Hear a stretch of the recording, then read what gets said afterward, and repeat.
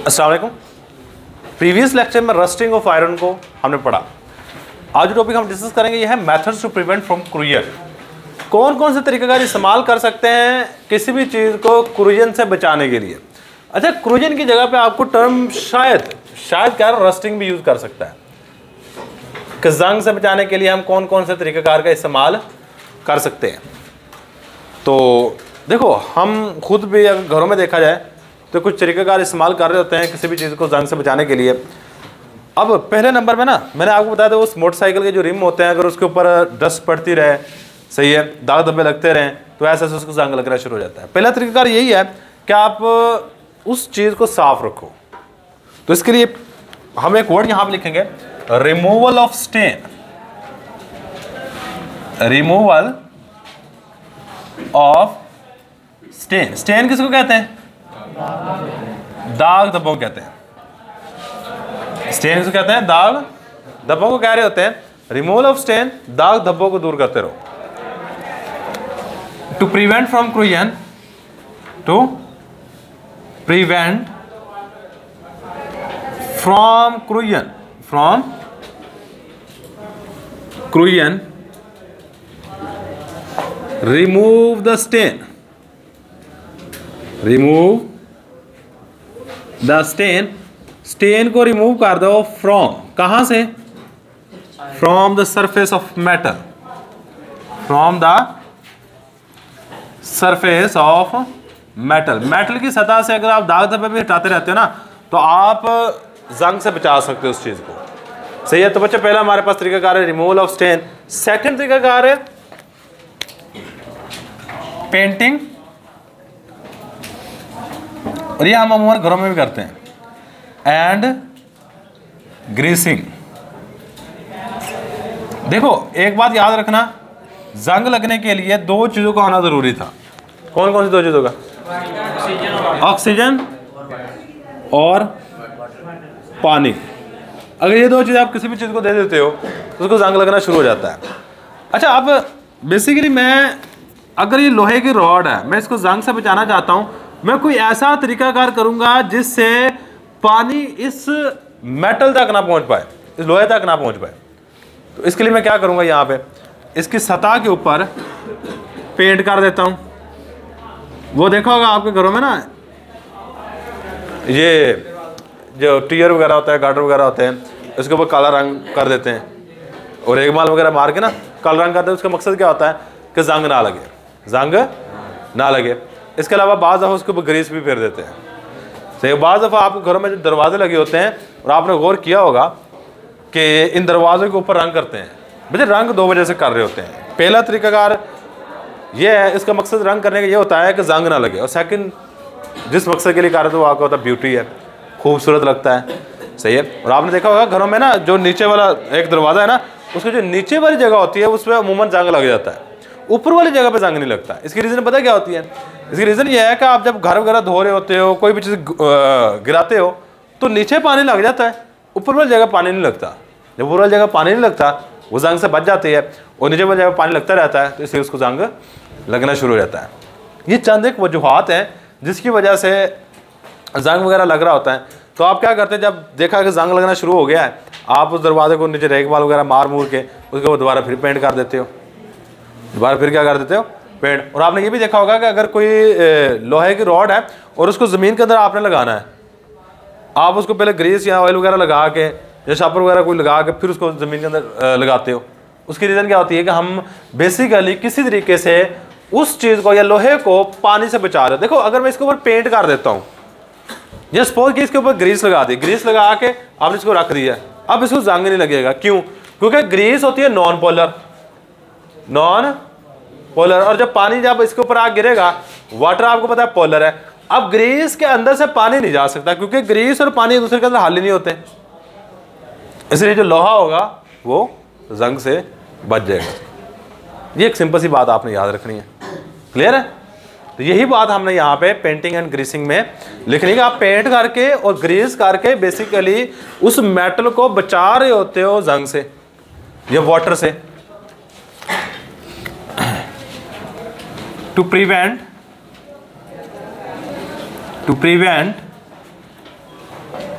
from Korean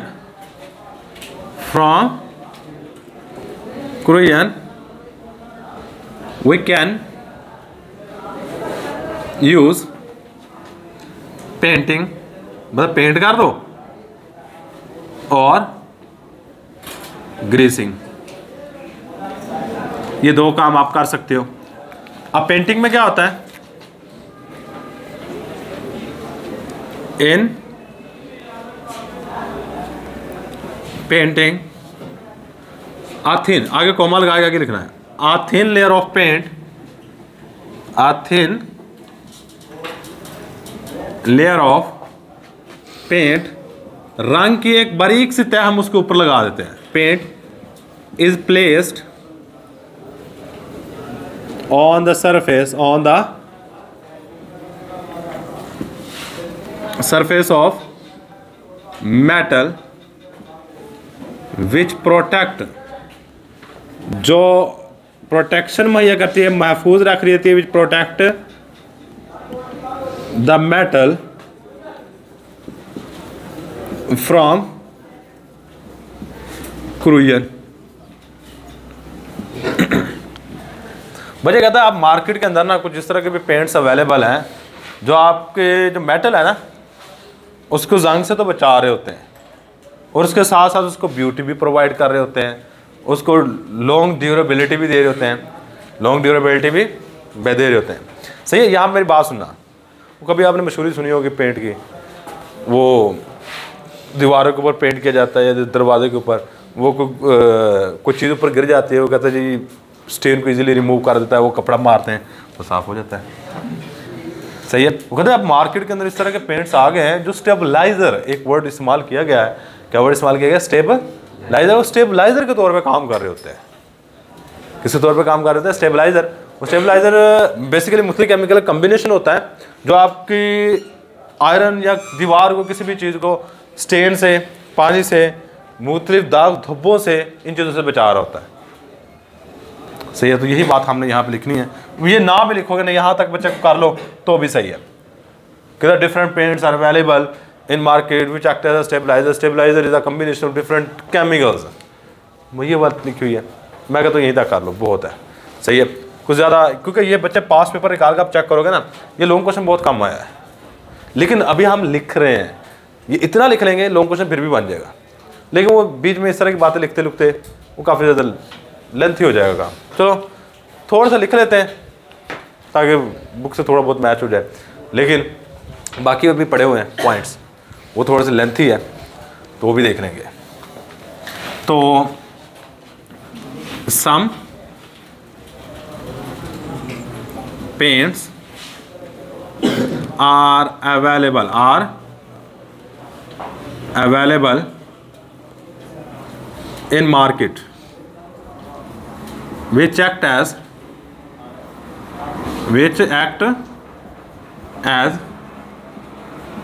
stabilizer. It is a combination of different chemicals,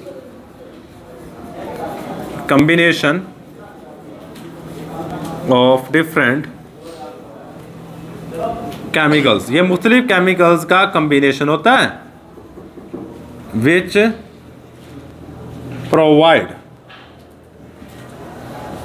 beauty, जो खूबसूरती मुहैया कराता है, and give protection from क्रूजन,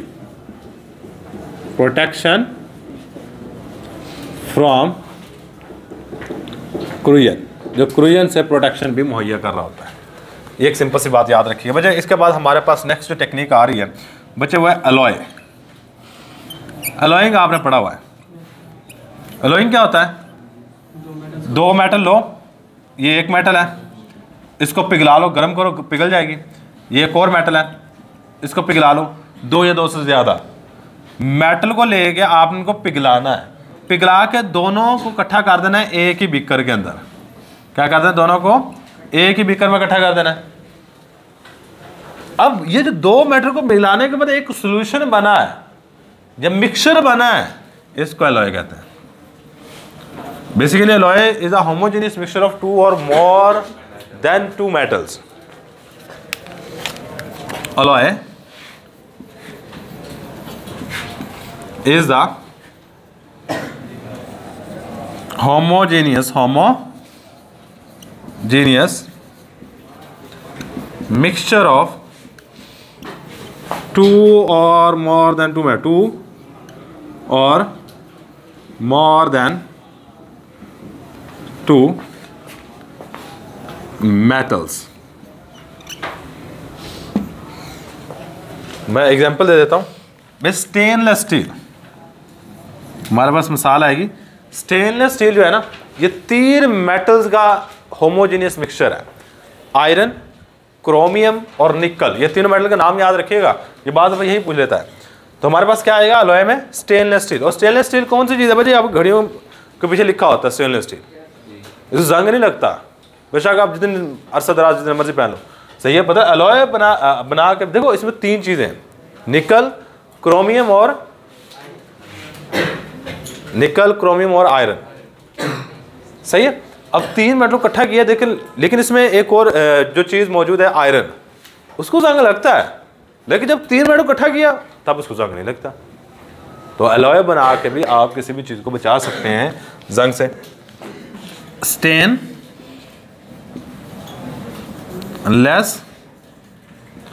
steel is a mixture of nickel, NiKle, निकल का sample होता है Ni, क्रोमियम का सैंपल होता है Cr एंड आयरन का सैंपल होता है Fe। अब alloying is a best technique to protect a metal from corrosion. ये सबसे अच्छी टेक्निक है, सबसे अच्छी टेक्निक है। अलॉय बना दो, आगे मेटल का भी जंग नहीं लगेगा। अलॉइंग, ये ऊपर वाले भी इतनी अच्छी नहीं, ये देखो ये ऊपर वाली इतनी अच्छी टेक्निक्स नहीं है, इनमें फिर भी जंग लग जाता है। आप पेंट करते फिर भी जंग लग जाता है, आप ग्रेस लगा दो फिर भी जंग लगने के चांसेस हैं। लेकिन इसमें आपने घड़ी पहनी हुई है, अगर वो स्टेनलेस स्टील की बनी हुई है पीछे से, आपने देखा उसको कभी जंग नहीं लगता। सही है। तो हम यहां पे लिख सकते हैं alloying is the best technique, alloying is the best technique to protect a metal from corrosion,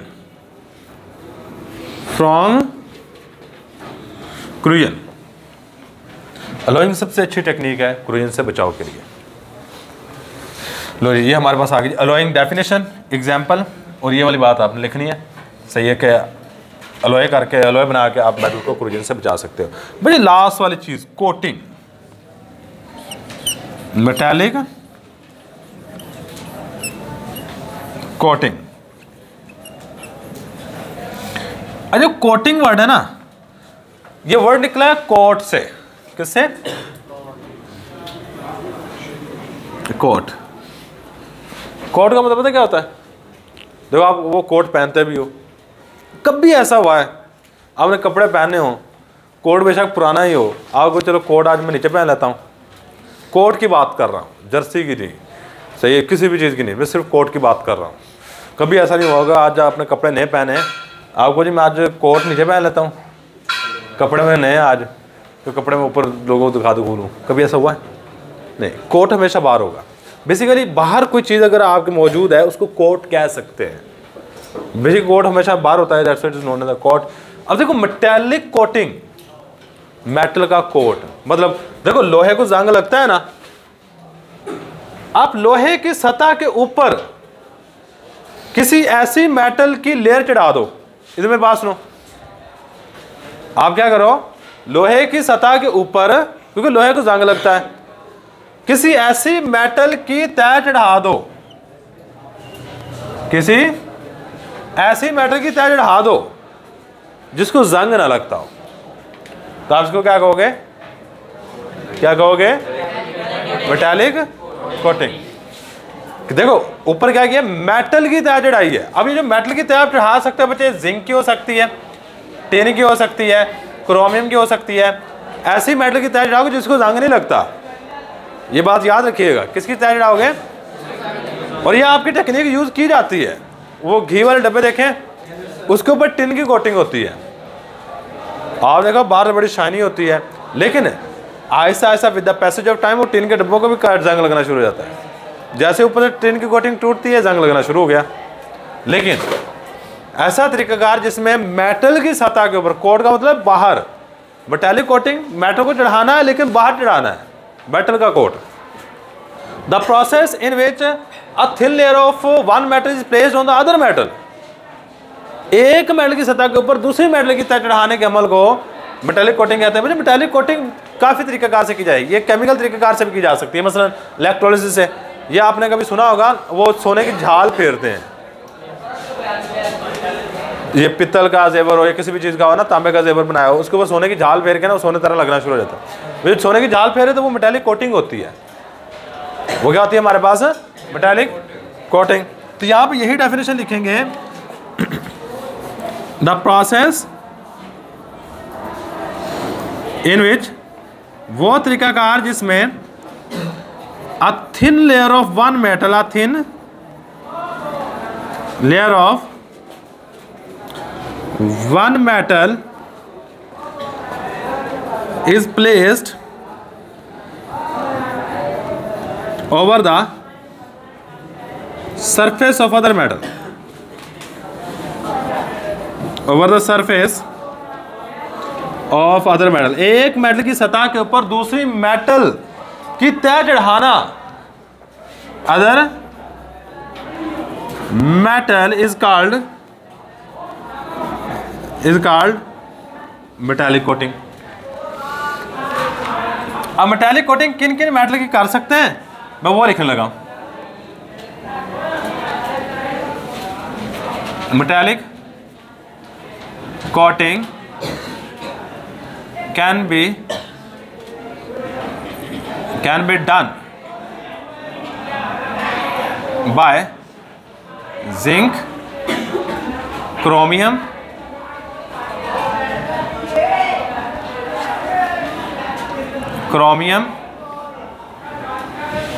and tin metal. इसके बाद metallic coating is also best technique to prevent from corrosion. Metallic coating को काफ़ी अच्छा माना जाता है। Metallic coating is best technique,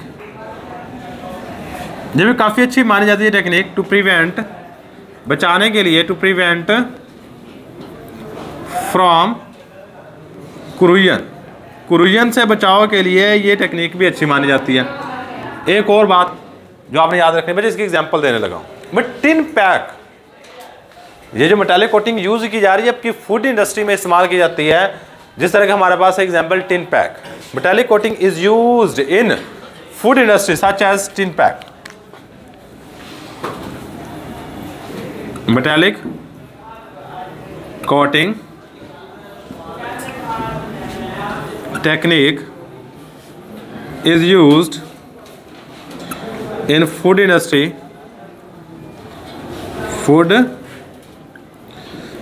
metallic coating को food industry में इस्तेमाल किया जाता है, फूड इंडस्ट्री सच एज